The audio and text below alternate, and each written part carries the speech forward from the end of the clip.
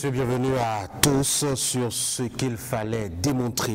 Patrice Talon est rentré de ses vacances et certainement son gouvernement aussi. En tout cas, la République va reprendre officiellement à partir de lundi prochain. Quelles sont les urgences en instance? Voilà de quoi nous allons parler dans ce numéro de votre émission d'analyse. Bonjour à tous, bienvenue encore une fois sur ce numéro. Anissé Carlos Oké, bonjour, bienvenue. Bonjour Tanguy.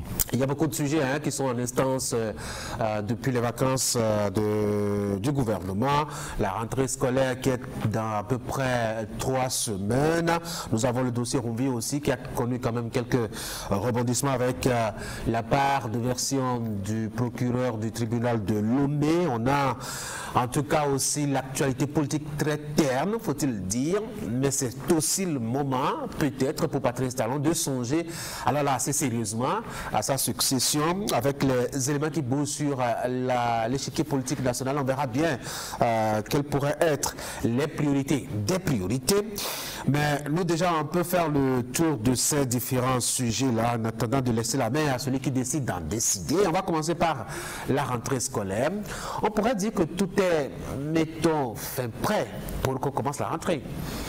Oui, on pourrait le dire parce que dans les différentes activités qui sont menées, on voit bien que le gouvernement fait sa part pour que les choses se passent comme il faut. Nous avons le Conseil national de l'éducation qui est déjà à pied d'œuvre pour outiller les acteurs de l'éducation et les mettre tous au même diapason. Il y a la formation qui va démarrer le 10 pour les aspirants et les autres, de manière à ce que tout le monde puisse être au même niveau d'information. Et je pense qu'il y a déjà un processus en cours aussi pour que les 20 000 aspirants puissent être reversés, soit en même temps, soit par vague.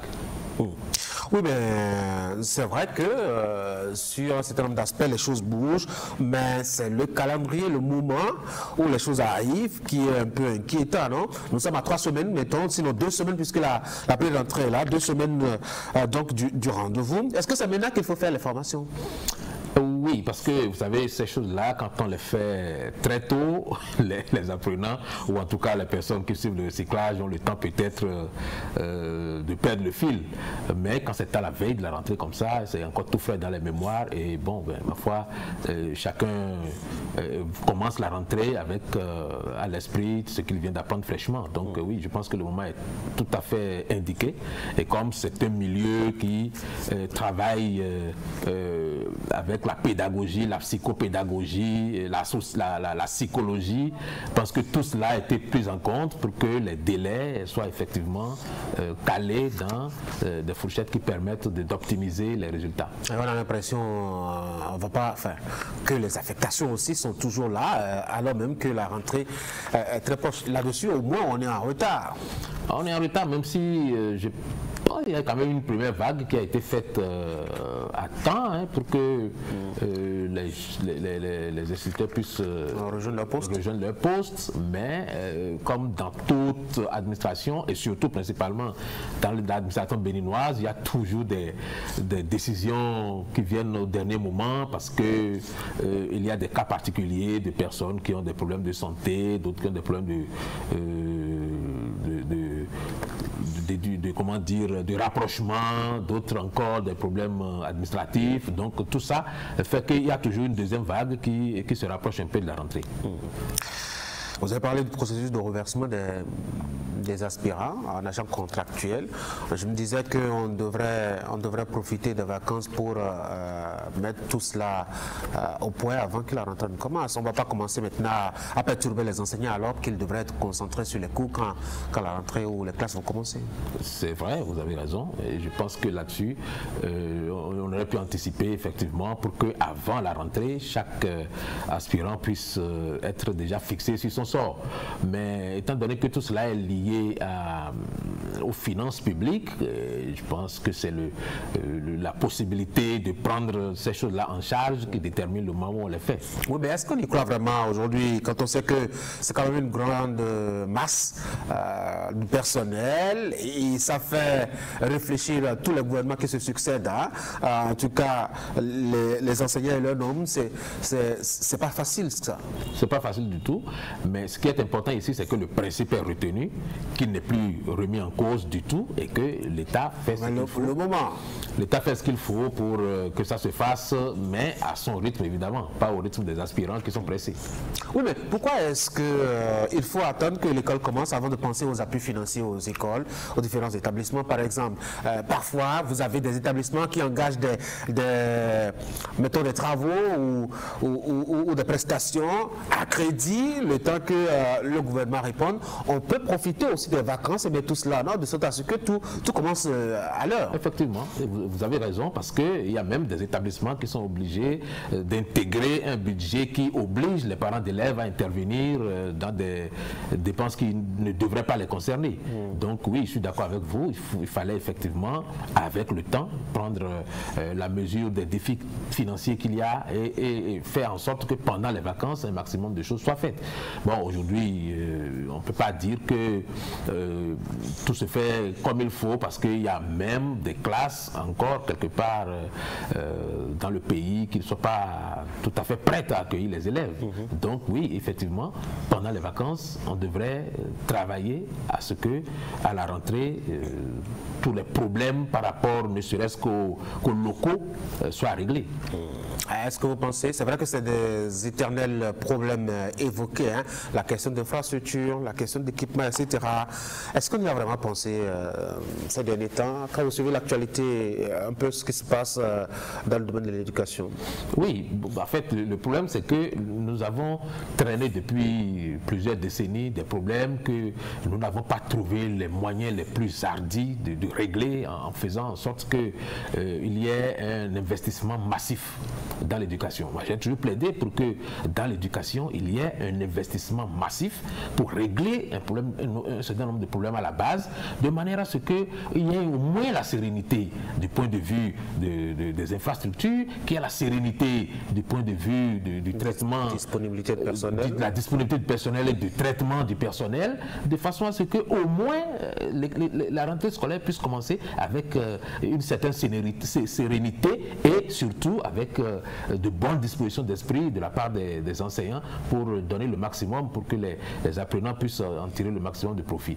Bon, ces problèmes sont traînés jusqu'à présent et ma foi, on ne trouve pas encore la thérapie pour éradiquer un certain nombre de problèmes. Oui, mais pourquoi est-ce que... même s'il y a la démographie et qu'on est obligé d'augmenter un certain nombre de salles de classe à chaque fois, il y a quand même encore beaucoup d'écoles où le minimum basique pose toujours problème et ça, c'est pas normal. Pourquoi est-ce qu'on ne fait pas appel peut-être à un partenariat public-privé pour aider justement l'État à se doter d'établissements, d'infrastructures adéquates pour ma foi, offrir un cadre assez intéressant aux apprenants. Je ne sais pas trop, il y a des entreprises de la place ou sur la place publique qui sont engagées dans des partenariats ou dans des affaires avec l'État. Il y a des organisations qui ont quand même des contacts à l'étranger, etc. Est-ce qu'on ne peut pas organiser, booster? Là-dessus, je crois que l'idée de l'ancien recteur de l'université d'Abou Mekel avait d'organiser un téléthon, par exemple, où chaque citoyen a contribué à travers une cagnotte qui a été ouverte, est une excellente idée. Par exemple, et vous donnez fort bien à propos cet exemple-là pour montrer qu'en réalité, ce n'est pas une option pour l'État que d'ouvrir ce secteur-là à d'autres investisseurs. Ne serait-ce que parce que c'est un domaine de souveraineté et que l'État doit rester le seul véritable acteur dans ce domaine, sauf à donner l'agrément à des privés de s'installer parallèlement. Donc les écoles publiques, les universités publiques sont du domaine de la souveraineté nationale et c'est pour ça peut-être qu'il est difficile d'aller trouver des partenaires qui soient actionnaires dans notre école, parce que celui qui donne l'argent est toujours fondé à donner des orientations sur ce qu'on fait avec son argent. Tout à fait. Par conséquent, il est important, et nous avons aujourd'hui les ressources. Le chef de l'État se plaît à dire que le Bénin est un autre pays, parce qu'aujourd'hui, nous avons les moyens d'avoir une certaine souveraineté dans les dépenses. Moi, mon souhait, c'est que l'éducation en prenne un peu plus, parce que c'est le premier secteur que nous devrions véritablement... Les autres acteurs des autres secteurs ne seront pas d'accord avec vous. Les acteurs du domaine de la santé, par exemple, vous diront, bah, écoutez, il faut forcément quelqu'un bonne santé dans la tête et dans le reste du corps pour pouvoir écouter ce que quelqu'un lui raconte dans une salle de classe. Je suis d'accord avec vous, mais quand on regarde dans le domaine de la santé, il y a par exemple le CHIC, c'est-à-dire que c'est un hôpital de référence, mais est-ce que vous connaissez une université de référence dans le pays? Voilà la question. Or, l'école, c'est l'avenir. Et c'est pour ça qu'il ne faut pas que nous nous trompions dans les priorités. L'école, c'est l'avenir. Et si nous ne construisons pas, si nous n'avons pas pour principal objectif de construire le système éducatif le plus performant possible dans les années qui suivent, ça va se ressentir dans les 20 prochaines années. Nous serons un État à la traîne, nous aurons une population qui va subir. Et c'est pour ça qu'il est important qu'on s'asseye pour que, au-delà des efforts colossaux que nous voyons le gouvernement déployer aujourd'hui, il y ait un véritable plan pour que l'éducation au Bénin soit véritablement, on va dire, le sujet d'un investissement massif pour le booster et le moderniser de façon à ce que nous puissions avoir la maîtrise de la formation de nos citoyens et la maîtrise de leur emploi, parce que les curricula aujourd'hui sont pratiquement conformes à ce que nous avons copié ailleurs, et ce n'est pas forcément ça qui nous fait avancer. Si vous regardez bien autour de nous, il y a des gens qui sont formés, il y a plein de docteurs à tous les carrefours, et pourtant il n'y a pas de programme écrit par ces docteurs dont la communauté profite. C'est une anomalie. Il y a plein de masters, et ces masters ne nous profitent pas, parce qu'en réalité, le master, c'est quelqu'un qui sait faire quelque chose de ses mains, qui sait bâtir quelque chose, qui sait construire quelque chose, mais ils sont tous à la maison à attendre qu'on les emploie. Donc, il faut une adéquation véritable entre la formation et l'emploi, et ça doit donner lieu, me semble-t-il, à une assise qui prenne des décisions totalement hardies. Oui, mais je crois que le gouvernement fait déjà un gros pas en mettant l'accent sur la multiplication, je dois dire, des lycées techniques. On nous l'a promis, on est en train de construire. Je ne sais pas si avant la fin de avant 2026, on aura le nombre qu'on nous a promis dès le départ, mais toujours est-il qu'on a quand même que des pas sont engagés dans ce sens-là, mais aussi une campagne de sensibilisation et d'orientation des apprenants vers les métiers de main, notamment dans les lycées techniques qui existent. Je crois qu'il y a quand même un élan de ce côté-là. Je vous assure que je reconnais parfaitement le premier, les efforts qui sont faits par le gouvernement, parce qu'il y en a beaucoup, et je reconnais que ces efforts sont totalement à saluer par rapport à la situation antérieure. Mais je considère que ce n'est pas suffisant. Nous faisons des pas, mais à mon avis, nous faisons de petits pas, parce qu'il ne faut pas que nous soyons enfermés entre nos quatre murs à regarder les progrès que nous faisons. Il faut voir autour de nous ce que les gens réalisent. Il faut voir autour de nous les avancées que les autres ont. Et par rapport à ça, nous sommes à la traîne, et c'est ça qui détermine, qui fonde mon raisonnement, qui tend à dire que si nous ne regardons pas, si nous ne nous mesurons pas au meilleur, nous resterons à la traîne. C'est ça le problème. Il y a aussi des réformes qui sont en instance. Le temps de l'école aussi, on y avait réfléchi à un moment donné pour voir s'il ne fallait pas peut-être adopter le style anglophone, où il fallait aller à l'école le matin et aller apprendre un métier le soir. Ça peut être aussi un autre sujet de discussion à nouveau. Évidemment, puisque par le passé, nous avions essayé un certain nombre de choses dans ce sens. France, on allait à l'école le matin, on sortait à 14 h, c'était déjà arrivé dans ce pays. Bon, alors c'est pourquoi parfois moi je regrette que nous ayons tout balayé, jeté l'eau du bain avec le bébé à la conférence nationale. Il y a des choses que nous aurions pu aller chercher et dans lesquelles nous aurions pu puiser quelques avancées qui nous permettraient d'avoir un système éducatif particulier. Il faut construire notre propre système éducatif et cesser de copier ce que tous les autres font, parce que les autres n'ont pas conçu leur système pour nous faire avancer nous. C'est pour avancer eux autres au détriment de nous qui sommes un peu comme des bêtes de somme. Donc il faut que nous ayons à construire notre propre système éducatif, que nous puissions par exemple avoir une exigence de langue. Aujourd'hui nous savons que quel que soit votre diplôme, lorsque vous ne parlez que le français, vous êtes limité, quelles que soient vos connaissances. Alors que même si vous n'avez pas de diplôme et que vous avez une parfaite maîtrise de 2 langues étrangères, vous êtes plus brillant que celui qui a un doctorat. Donc il faut en arriver à avoir un système éducatif dans lequel les enfants béninois sont parfaitement bilingues lorsqu'ils arrivent déjà au collège. Ça c'est très important. Il y a une expérimentation qui est en cours pour introduire l'anglais dans les curricula de formation dès le départ, notamment le cours primaire. J'espère que ça va faire avancer quelque peu. Nous l'espérons tous et enfin moi personnellement, je trouve que nous ratons un peu trop lentement. Il va d'ailleurs du domaine de l'alphabétisation par exemple. On a trouvé pertinent à un moment qu'il fallait que nous soyons alphabétisés dans nos langues. Et on a voulu introduire nos langues nationales dans les curricula de formation. On a nommé à cet effet un ministre, Feu Béonville, qui était ministre de l'alphabétisation et qui était chargé de travailler dans ce sens. Et puis, le gouvernement a changé et on a laissé tomber cette option. Alors quand nous allons devant, un pied en arrière, un pied devant, nous risquons de ne pas y arriver. C'est pour ça que une option comme celle-là doit être reprise, par exemple, parce que si nous ne parlons aucune de nos langues, si nous ne sommes alphabétisés dans aucune de nos langues, ça pose problème. Moi, quand je regarde les télévisions sénégalaises, j'ai du mal à les suivre parfois parce que c'est 90% de Wolof. Ça passe du français au Wolof. C'est 90% de Wolof et 10% de français.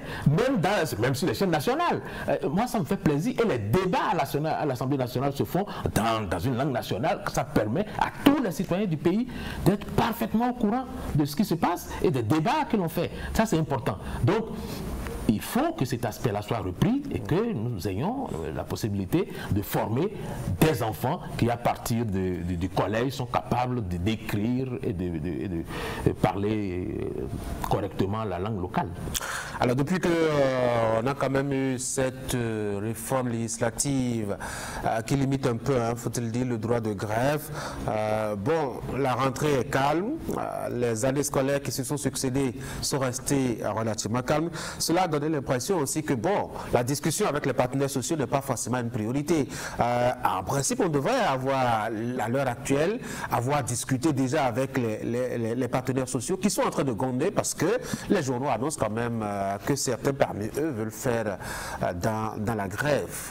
Votre analyse? Oui, je pense que c'est le moment qui peut-être incite à avoir ce genre d'attitude. Vous savez que depuis qu'on n'a pas fait la grève, ceux qui sont à la tête des syndicats sont vus un peu comme des gens totalement inertes, inactifs, inefficaces.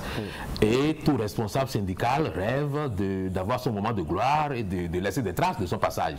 C'est normal que à 1 an et demi de la fin du deuxième quinquennat du président, on commence à se réveiller et qu'on commence à agiter un peu le milieu syndical. Moi, je trouve ça normal. Tout comme je trouve normal que les discussions qui sont menées au sein du groupe de concertation qui a été créé n'ait pas été complètement rompu, parce que j'ai l'impression que c'est ça qui freine un peu les ardeurs. Si déjà aujourd'hui on parle du reversement de 20 000 aspirants en ACPD, c'est simplement parce qu'il y a des discussions en cours qui ne sont pas rompues, même si les choses ne vont pas au rythme où les syndicalistes voudraient le souhaiter. c'est pourquoi, oui, moi je comprends parfaitement que dans le milieu syndical, ça grogne un peu, parce que oui, c'est dans l'air du temps, oui, c'est le moment de le faire, oui, c'est le moment aussi d'essayer d'obtenir un peu plus que ce qu'il y a eu par le passé. Vous pensez qu'ils vont joindre les actes à la parole? De toute façon, la loi ne leur interdit pas de faire la grève, même s'ils sont limités dans le temps. Par rapport au nombre qu'ils sont, s'ils s'organisent véritablement, ils devraient faire passer leur message si ça ne se fait pas dans le désordre, si ça se fait de manière suivie, et c'est ça qui est important, parce que dans le milieu, il est très difficile aujourd'hui d'observer une grève qui est largement suivie, parce qu'il y a beaucoup qui estiment qu'il n'y a pas véritablement de raison de faire des débrayages. Allez, on va passer à un autre sujet, si vous le permettez bien. On va parler de cette autre actualité qui parfois occupe un peu les quotidiens depuis un bout de temps maintenant, l'affaire Frère Ronvi ou Steve Amoussou. En tout cas, on a de la nouveauté, en attendant donc la position du gouvernement, on a de la nouveauté, c'est la version du procureur de Lomé. Quelle est votre analyse de ce communiqué? Ben, ce communiqué, je le trouve un peu normal.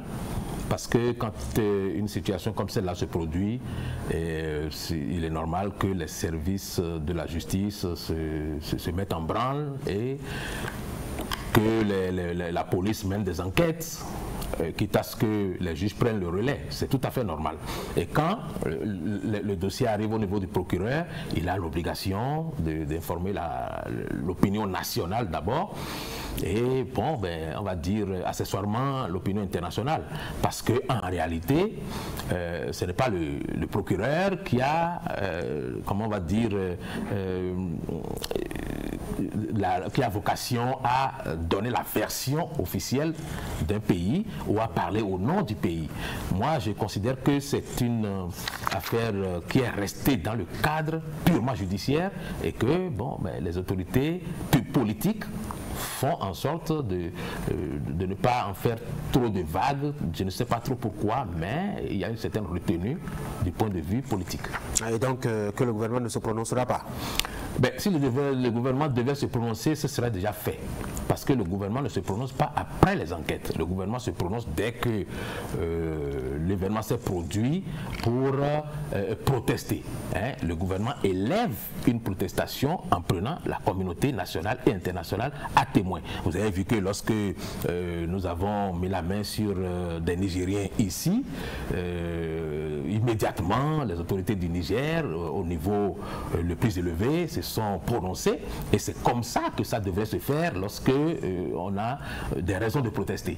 Bon, si au niveau du Togo, aucune voix officielle ne s'est élevée à ce jour, je suppose que c'est parce que les conditions ne sont pas véritablement remplies pour que une protestation soit élevée en bonne et due forme, et que concomitamment, il y a certainement un dialogue qui n'est pas rompu au niveau des autorités au plus haut niveau. C'est la seule explication qui puisse justifier que le Togo n'ait pas pris une position officielle. Ça paraît quand même curieux hein, que les acteurs politiques qu'on est très inspirés souvent sur ce genre de choses ne soient pas très inspirés, à part peut-être au niveau du Bénin où ma foi les acteurs de l'opposition ont essayé de faire un peu de bruit autour de l'affaire. On est tous des œufs sur la question. Bon, évidemment, les journalistes, ça parle beaucoup sur le sujet. Côté Togo, c'est plutôt la société civile qui a essayé un communiqué. Pourquoi est-ce qu'on se méfie autant de sujets? En réalité, pourquoi est-ce que on penserait que ce sujet est d'une telle gravité que nous soyons en face d'une escalade? En tout cas, si on se fie à la première version qu'on a eue, qu'un État aille chercher, même si c'est son citoyen, un individu sur le territoire d'un autre État, sans préalablement entre griffes, l'avoir averti, parce que jusque-là, on n'a pas de version qui nous confirme ou qui infirme qu'on n'a pas prévenu ou qu'on a prévenu ou pas à Lomé. Qu'un État fasse ça devrait faire hérisser les cheveux sur des têtes diplomatiques. En théorie. Et si les cheveux ne s'hérissent pas, je ne sais pas pourquoi tout le monde continue de penser que les cheveux auraient dû s'hérisser s'il n'y avait pas de raison pour que les cheveux s'hérissent.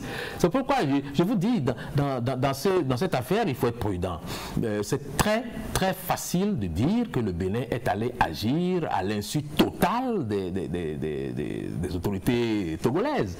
La seule façon d'en avoir la certitude, c'était de voir les autorités togolaises élever une protestation en bonne et due foi. La justice togolaise dit que... La justice togolaise ne parle pas au nom de l'État togolais. L'affaire, à ce jour, n'est pas une affaire d'État. C'est une affaire judiciaire, tout au plus, comment on va dire, d'une dimension internationale, mais ça s'arrête au niveau d'Interpol. Donc, vous voyez, quand ça ne va pas au-delà, je ne vois aucune raison que les cheveux se mettent à se hérisser. Et je pense que l'opposition béninoise en fait un peu trop. L'opposition béninoise fait beaucoup trop de bruit autour d'une affaire qui, du point de vue, ou en tout cas, en regardant les faits qui parlent, n'oppose pas véritablement encore, ne crée pas de situation conflictuelle entre deux États. Vous pensez que l'opposition fait trop de bruit, mais l'opposition est quand même là pour attirer peut-être aussi l'attention sur des procédures qui devraient être respectées, des lois qui devraient être respectées. Et en matière d'interpellation de citoyens, qu'ils soient sur le territoire national ou qu'ils soient à l'étranger, il y a un processus, il y a un procédé. Et je ne pense pas, en tout cas pour les versions que j'ai écoutées jusque-là, qui est quand même ce respect-là qu'on a dû avoir dans l'interpellation de ces citoyens béninois. Et il me semble que l'opposition est fondée de réclamer qu'on respecte tout au moins les règles et les lois de la République. Il faut être prudent. Dans la version qui est servie, il faut être prudent et ne pas prendre les choses au comptant, parce que ceux qui racontent cette version ont intérêt à ce que ça soit raconté de cette façon-là. Cela dit, moi je considère qu'il n'y a pas que l'opposition qui est à protester si un État ne respecte pas les règles. Même les députés de la mouvance, les partis de la mouvance devraient aussi, même en soutenant le gouvernement, dire leur part d'indignation à condition que, effectivement, les choses se soient passées telles qu'on le relate. Donc, moi, n'ayant pas une autre son de cloche, n'ayant pas de version officielle, il n'y a que l'opposition, effectivement, qui nous fait croire à une certaine version et qui travaille à faire croire et accréditer cette version-là. Vous savez, la dernière fois, je parlais sur ce plateau de la raison d'État. Il y a vous savez, le pouvoir, il ne faut pas l'oublier, le pouvoir, c'est la faculté que des institutions ont d'écraser les citoyens de tout leur poids, du poids de la puissance publique. C'est ça qu'on appelle le pouvoir. Le pouvoir, c'est pas de gouverner. Le pouvoir, c'est pas de construire la nation. Non, le pouvoir, c'est de dominer. Et dans sa domination, il arrive souvent que le pouvoir aille au-delà des lois, aille au-delà des principes moraux et même au-delà des principes éthiques. Nous avons vu des cas se produire sous nos yeux qui ne nous ont pas offusqués outre mesure. Où l'État a écrasé les citoyens, que pour sa force. Vous savez, quand ça ne concerne pas un homme politique, ça passe inaperçu. Et c'est seulement quand ça concerne un homme politique que ça devient un problème d'envergure nationale et même internationale. Sinon, il y a des gens qui souffrent tous les jours de la toute-puissance de l'État.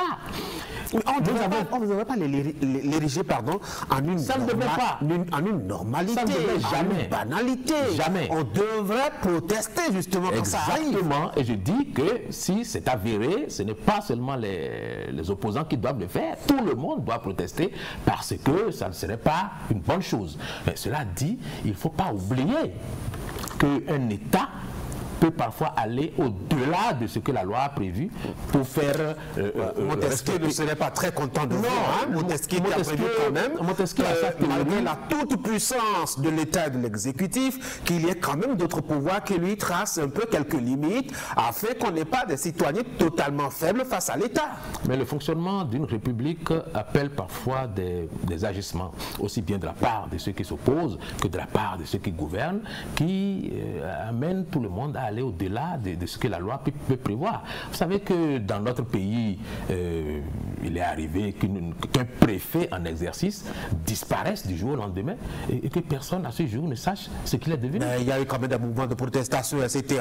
Pour exiger.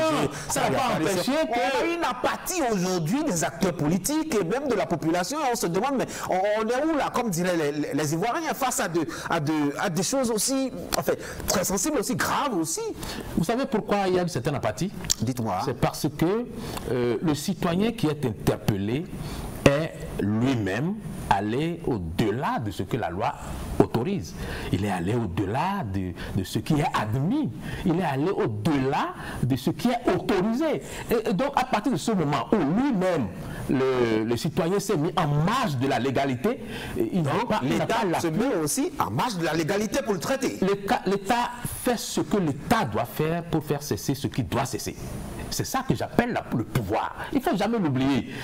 Vous savez, le citoyen à Moussou, je ne sais pas si c'est lui qui est Ronvi, l'enquête va le déterminer, mais Ronvi, c'est qui? C'est une voix qui n'a ni visage, ni identité.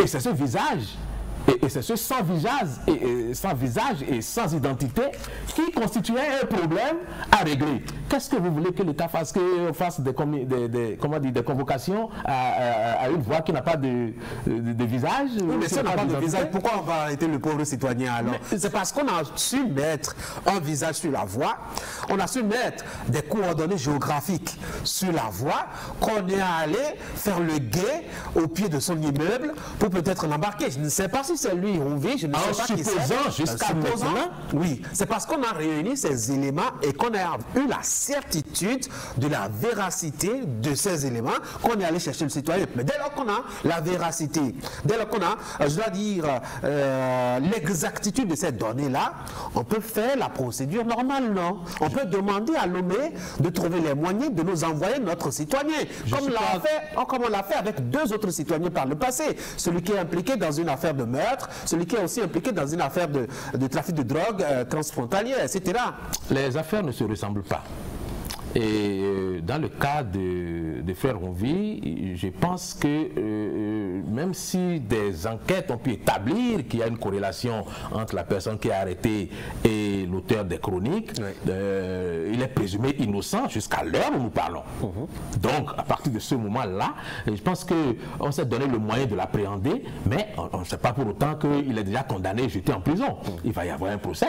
Bon, maintenant, c'est pourquoi je vous dis, la version de ceux qui disent qu'il a été kidnappé comme ci ou comme ça, c'est pas une version que moi je considère comme étant tout à fait crédible. Ah oui? Ah non, c'est pas tout à fait crédible, parce que écoutez, la police du Bénin ne peut pas... Écoutez un peu... oui.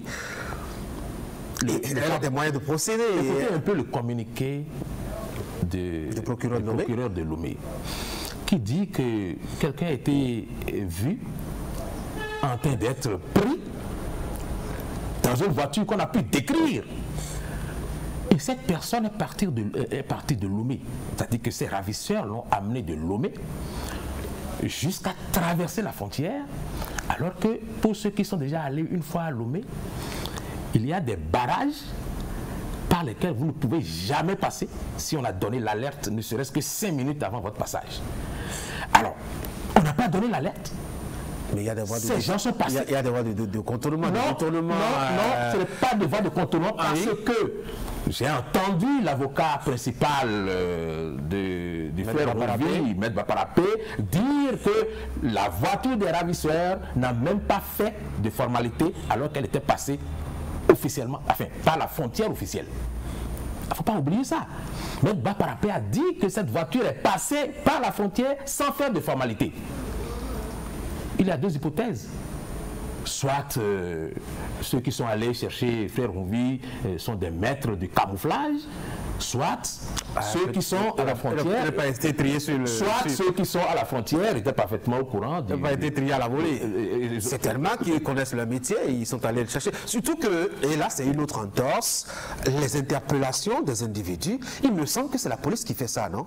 Enfin, les noms que le procureur de Lomé a donnés, je ne sais pas, hein, c'est vrai que je n'ai pas beaucoup de précisions sur leur profil et leur parcours professionnel, mais il me semble qu'ils n'appartiennent pas à la police républicaine. Non, et il semble que ce sont des personnes qui, peut-être, on a dit qu'ils sont des spécialistes d'un certain sport de combat, et que bon, ce sont eux qui sont allés faire l'opération.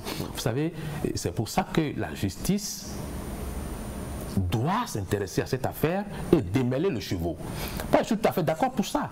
Il faut que la justice démêle le chevaux. Et c'est ce que je pense que c'est ce que la justice togolaise essaie de faire en lançant déjà un mandat d'arrêt, même si nous savons que nous donne le bon exemple. Je ne sais pas si c'est ça le bon exemple. Ce que j'essaye de dire, c'est que cette affaire appartient au domaine judiciaire et qu'il ne faut pas y mêler de la politique.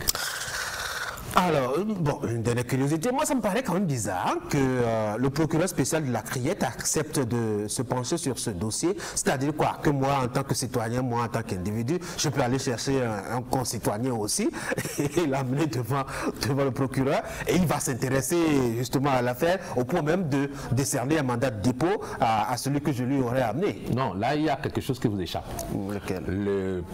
L'avocat de frère Rouvi ou de monsieur Amoussou a dit que c'est une fois la frontière passée qu'on a confié à la police. À la police, il a mis de la police. Voilà. Donc c'est la police qui l'a amené au procureur et si la police amène une personne arrêtée au procureur, le procureur a le devoir d'enquêter avant de le lâcher. De toutes les façons, on va suivre l'affaire là. Elle est très intéressante.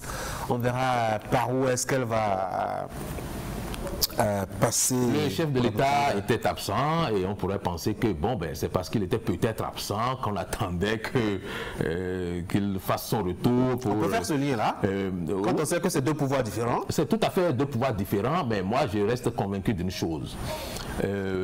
Si Frère Rouvi ou M. Amoussou a été interpellé sur le territoire togolais et qu'il n'y a pas de protestation officielle de la part des Togolais, c'est que quelque part, je le redis, il y a un dialogue au sommet de l'État entre les deux pays. Oui, mais on connaît le style fort Yassimé, ça ne parle pas beaucoup, c'est toujours taiseux. Vous avez vu un peu dans la situation concernant le coup d'État au Niger, que ce soit au Niger, que ce soit au Burkina Faso, même au Mali aussi, avec la crise même entre Bamako et Abidjan, Lomé n'a jamais fait beaucoup de bruit. Hein. Lomé est toujours resté silencieux. Lomé a toujours posé les actes. Un peu comme, d'ailleurs, le communiqué du procureur de Lomé. Poser les actes et ne pas bavarder. Ça ne veut pas dire qu'on est complice ou qu'on est de connivence avec ce qui a été fait ou qu'on est d'accord avec ce qui a été fait. Ouais, le procureur de Lomé aurait pu se taire alors. Je crois que c'est un autre pouvoir, je crois. On a dit que c'est deux pouvoirs différents. Je suis d'accord avec vous. De parler au foyer Yassimé, je suis d'accord avec vous. Attitude par rapport à... Si le procureur a parlé... C'est qu'il a la liberté de parler. Et qu'aucune voix officielle ne s'est élevée, croyez-moi, on rangera cette affaire dans le domaine des affaires judiciaires sans aller au-delà. D'accord, on va passer à un autre sujet. Certainement que la lumière judiciaire nous permettra en tout cas d'y comprendre quelque chose à la longue et au fil des jours. Patrice Talon est là, de retour. C'est vrai qu'on pourrait se dire qu'il a encore du temps, hein, mais ça peut être aussi le moment plus que jamais qu'il se prononce sur sa succession, même si ce n'est pas officiellement, en tout cas qu'il fasse bouger de façon ouverte les lignes. Vous pensez qu'il va faire cette option-là? Il va continuer à faire les choses dans les coulisses, dans l'ombre et dans sa tête à lui seul? Patrice Talon a une façon très cohérente de fonctionner. Nous avons pu l'observer tous. Et lorsqu'il dit que c'est 6 mois avant les élections que le débat sera ouvert, je pense qu'il s'en tiendra à cela. Oui, mais il nous confisque notre droit de discuter de nous-mêmes, de discuter de notre avenir. Lui seul ne peut pas définir. Est-ce qu'on parle d'un sujet? Pas toujours. Oui. Je ne suis pas d'accord avec ça. Je ne suis pas d'accord avec ça parce qu'il y a des mouvements qui se créent. pour suppléer aux partis politiques qui n'ont pas envie de s'exprimer. Oui. Mais d'autre part, si le président Talon tient la bride à sa mouvance, est-ce qu'il empêche l'opposition d'en faire autant? Enfin, est-ce qu'il empêche l'opposition de faire son débat politique, de faire en sorte que nous sachions qui, au sein de l'opposition, se positionne, quel est le programme de celui-là, et qu'on fasse des débats sérieux qui amènent la population à se dire que cette opposition-là a mieux à proposer que... C'est se faire harakiri que, dans le contexte béninois actuellement, de présenter en tant qu'opposition, de présenter un candidat et un projet de société. Je ne vois pas du tout. Je ne vois pas du tout en quoi c'est faire la les hommes politiques seront orientés vers lui. Bon, alors, vous pensez que si c'est celui de la mouvance, il n'y a rien qui sera orienté vers lui? Je ne sais pas. Hein. Donc, il y aura la protection de base du gouvernement. Non, nous savons tous que, oui, effectivement, quand on sort un candidat là tout de suite d'un chapeau comme un lapin, il pourrait être décapité avant l'heure. Donc, c'est normal que, effectivement, chacun s'en tienne un peu à une petite distraction qui nous permet de gagner du temps jusqu'à ce que, effectivement, à l'approche des élections, on puisse voir des candidats émerger. Ceux qui émergeaient auparavant, 1 an, 2 ans, 3 ans avant, ce n'étaient pas forcément des gens qui apportaient quelque chose de nouveau au débat politique. Ils faisaient juste marcher les marchés, enfin dire les cercles politiques et faisaient en sorte que le mercato s'ouvre un peu plus tôt que d'habitude. Bon, aujourd'hui, il n'y a pas de marché parce que justement, les candidats ne se prononcent pas. Mais moi, je suis convaincu d'une chose. Si Patrice Talon, lui, décide que sa mouvance doit rester dans les rangs jusqu'à 6 mois des élections, il appartient à l'opposition de nous démontrer que le président a tort et que si on commence le débat tôt, si on commence le débat autour d'un candidat, si on commence le débat autour d'un programme, on peut avoir l'avantage. Si l'opposition ne peut pas démontrer ça, alors c'est que peut-être c'est la preuve que le président a bien raison de bien vouloir circonscrire le débat à une période contrôlée. Et maintenant qu'on en parle, pourquoi le délai de 6 mois, à votre avis? Mais pour laisser le temps au pays de bénéficier de programmes d'action du gouvernement qui se construisent de manière cohérente. Comment ça? Vous pouvez être sûr que si on commence les débats politiques tout de suite, ça va aller avec la transhumance politique parce que les cartes vont se redistribuer tout de suite. Puisque si 2, 3, 4 candidats émergent tout de suite et disent je vais aux élections, chacun d'eux va commencer à animer des meetings, chacun d'eux va commencer à constituer des cercles, chacun d'eux va commencer à débaucher. Mais ça n'empêchera pas l'administration de continuer à tourner, donc le développement il sera, ça n'empêchera pas aux femmes d'aller au marché, puisqu'elles en ont de nouveau, avec de nouveaux étalages, la République tournera, non? Parce que vous pensez que nous avons une administration neutre? Notre administration n'est pas neutre et c'est un drame. Il y a au sein de l'administration des cadres qui sont alignés derrière des partis, derrière des hommes politiques.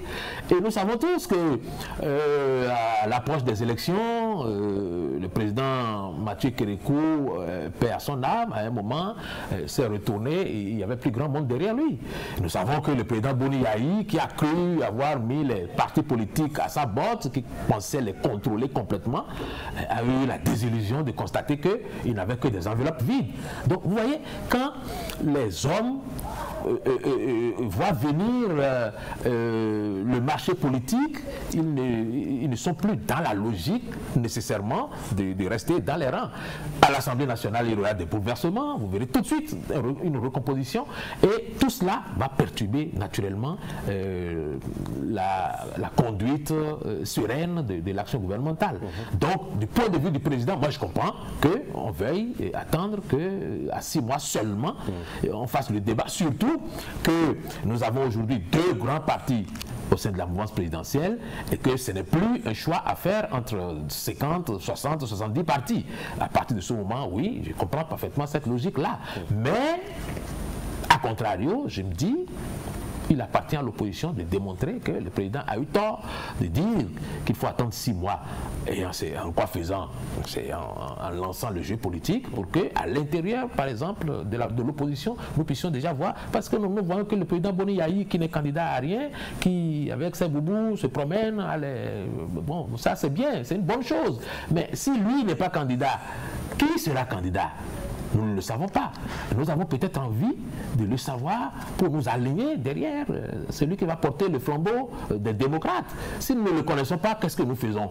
Eh bien, nous attendons tous et le moment venu, nous ne sommes pas sûrs que c'est ces candidats qui vont sortir au dernier moment qui vont pouvoir l'emporter sur ceux de la mouvance présidentielle qui s'organise, elle, parce qu'elle est au pouvoir. L'argument de, mettons quoi, éviter la transhumance qui aurait dû commencer déjà parce qu'à une autre époque, c'était déjà le cas. Cet argument n'est qu'un report d'échéance, hein, parce qu'à tout moment, même à la veille de désignation ou la veille du scrutin, si vraiment les gens connaissent les candidats, eh bien, ils vont avoir le comportement qu'ils ont toujours eu. Parce qu'à chasser le naturel, ils vont revenir au galop. Je suis d'accord avec vous et je suis convaincu que ça va se passer comme ça. Et ça peut exploser, justement, quand je dis exploser. Je suis convaincu. Ça peut échapper au contrôle même de Patrice Talon. En tout cas, ça va bouger. Et je suis absolument convaincu que ça va bouger sérieusement et qu'il va falloir véritablement faire preuve d'un grand leadership pour pouvoir maîtriser la mouvance présidentielle et même l'opposition. Par contre, je vous l'ai dit, si ça va dans tous les sens aujourd'hui, les projets qui sont menés dans le cadre du programme d'action du gouvernement connaîtraient effectivement des perturbations et c'est cela que, à mon avis, le chef de l'État cherche à éviter. Justement, parlant de projets, et c'est par là qu'on va finir, il y a beaucoup de chantiers qui sont ouverts, notamment d'infrastructures. C'est vrai que les marchés sont en train d'être inaugurés actuellement. Il y a quand même d'autres choses qu'on attendait, qu'on nous avait promis depuis le premier quinquennat. Je veux parler par exemple de la cité administrative à Bomé-Calavi, les logements sociaux par exemple aussi, les lycées techniques, on en parlait récemment. Vous pensez vraiment qu'on a un délai là qui permet à ce que Patrice Talon puisse se concentrer véritablement là-dessus et les faire aboutir avant 2026? Je pense qu'il a plus que jamais besoin de sérénité et de calme autour de lui. Mais le moment est mal choisi alors. Parce qu'il ne reste plus pas grand-chose. Il ne reste plus un délai si long qu'il puisse se permettre de s'éparpiller dans d'autres affaires que dans la réalisation des derniers programmes qu'il avait promis et qui ne sont pas encore réalisés. Je pense que c'est d'autant plus vrai qu'aujourd'hui, Patrice Talon fera tout pour que comment on va dire, le grand marché politique ne s'ouvre pas tout de suite parce que sinon, effectivement, il y aura beaucoup de programmes en souffrance et même s'il a fait des prévisions en surévaluant ses capacités ou les capacités financières du Bénin, il est aujourd'hui peut-être en train de prendre la vraie mesure des choses et à mon avis, ayant dit qu'il ne laissera jamais un éléphant blanc, il est en train de mettre les bouchées doubles pour que ce qui peut encore être réalisé le soit. Nous constaterons à la date de passation de service, s'il a tenu parole ou bien si à la fin il n'a fait qu'une partie de ce qu'il a pu dire et nous apprécierons ce que ça représente en termes de capacité de réalisation. Lui qui embrouille les cartes politiques jusque-là. C'est vrai que dans les couloirs politiques, dans les cercles politiques, des noms circulaires qui intéresseraient très bien, en tout cas Patrice Talon pour sa succession en 2026. Parmi ces noms, on a son agentier, notamment le Romuald de Wadani, ministre d'État, même si lui-même pense que c'est vraiment malsain d'évoquer la question à des moments donnés. Ben, on ne peut pas s'empêcher, on va l'évoquer, on va évoquer son nom là-dessus parce qu'il est un acteur public tout de même. Et voilà, on apprend qu'il est intéressé par un poste à l'international, de sorte à ce que même celui vers qui tous les regards se tournent va vaquer à autre chose. C'est un choix délibéré de Patrice Talon de brouiller les cartes, ou bien Patrice Talon n'avait véritablement pas ses yeux sur son ministre des Finances. On va dire que le ministre des Finances a des capacités aussi bien pour gérer la BAD que pour gérer le Bénin. Et que s'il décide de candidater à la BAD, ce n'est pas forcément parce que la présidence du Bénin ne l'intéresserait plus si éventuellement il avait des visées dans ce sens. Donc, prendre la précaution de s'assurer d'un fauteuil à l'international, ça n'est pas antinomique de, comment dire, de l'envie qu'on peut avoir de s'asseoir sur le fauteuil présidentiel. Mais c'est être absent, je dois dire, de l'enjeu, enfin oui, du jeu, c'est être éloigné de la réalité pratique et de terrain. C'est être éloigné du contact physique avec les acteurs de ce jeu-là. Ça, c'est un point de vue. Le mien, c'est qu'on n'est pas du tout éloigné parce que c'est de la BOAD que Boni Yaye est venu prendre la présidence du Bénin. En 2006. Voilà, donc... mais Lomé-Cotonou, ce n'est pas Lomé-Abidjan. Lomé-Abidjan, c'est à peine plus... Cotonou-Abidjan, je veux dire, est à peine plus éloigné que Cotonou-Lomé. Parce qu'aujourd'hui, quand vous prenez un vol pour aller à Abidjan, vous pouvez aller déjeuner à Abidjan et revenir dîner à Cotonou. Donc par conséquent, non, je pense que si Romuald Wadani est à la PAD et qu'il décide quand même d'être président du Bénin, ce n'est pas le poste de la BAD qui l'empêcherait. Et puis d'autres noms qui se susurrent, hein, surtout avec ces déplacements incessants du maire de Cotonou. Certains commencent aussi à regarder de son côté. Vous pensez que c'est possible? Ah ben, il a des velléités, ça se sent effectivement à travers tout ce qu'il fait, qu'il en veut. Qu'est-ce qu'il veut? Je n'en sais rien, mais on sent bien qu'il veut aller plus loin que Cotonou. Il veut aller bien plus loin. Et par conséquent, je pense que le moment venu, on saura si, dans ses ambitions, il veut bien aussi essayer de briguer le fauteuil présidentiel. Ça se fera à l'intérieur du parti. Je pense que ça fait partie des raisons pour lesquelles on peut penser qu'il y aura une sorte de primaire à l'intérieur des partis pour que nous connaissions... Ça va installer le déchirement que l'Union fait, enfin l'Union, comment ils sont appelés, le parti politique là, l'Union fait la nation, a connu en 2016 où finalement on s'en est tiré avec un mot d'ordre comme tout sauf Zissou. Et chacun est allé dans son sens, en faisant selon sa conscience, ah oui, si on peut dire les choses comme ça. Mais ici, il s'agit d'un parti politique et la primaire à l'intérieur d'un parti fait partie des règles du jeu. C'est vrai que nous n'avons pas connu par le passé. Nous ne savons pas très bien comment ça fonctionne.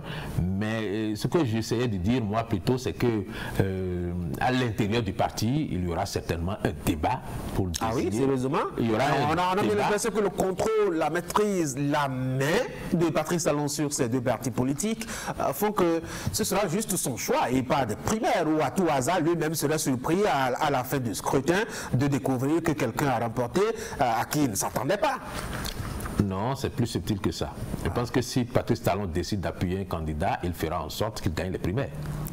Et ça, c'est pas impossible du tout parce que c'est de sa position de leader de ces partis-là, il peut effectivement donner des consignes pour que telle ou telle personne soit préférée à telle autre. Et donc, dans ce sens, moi, je pense que même s'il y a des primaires, la situation ne lui échappera pas. Mais ça donnerait au moins un sens à tout ce qui est fait dans le cadre de la réforme du système partisan. Voilà, une démocratie se serait exprimée véritablement au sein du parti et voilà, ce fonctionnement-là conviendrait bien plus et convaincrait plus ceux qui nous observent et que ce n'était pas une si mauvaise chose que ça d'avoir créé les partis de cette façon. Vous pensez que ça peut avoir le même procédé côté opposition?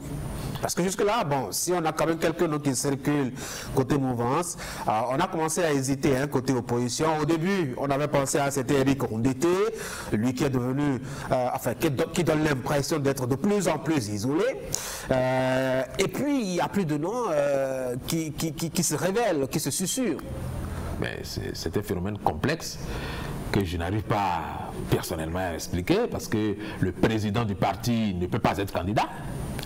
Or, de sa présence, il écrase tous ceux qui sont susceptibles. Oui, c'est la même chose au BR. Le premier responsable du BR, lui aussi, ne peut pas être candidat. Pourtant, sa présence plombe complètement les velléités. Et ça, c'est comme ça, c'est un peu dommage. Et je pense que si la mouvance présidentielle est condamnable de se comporter comme ça, l'opposition devrait, comme je le disais tantôt, donner le bon exemple et nous donner des raisons d'espérer. Anissé Carlos Oké. Merci. C'est moi qui vous remercie. Mesdames et messieurs, c'est la fin de cette émission. Merci d'avoir été là. Portez-vous bien.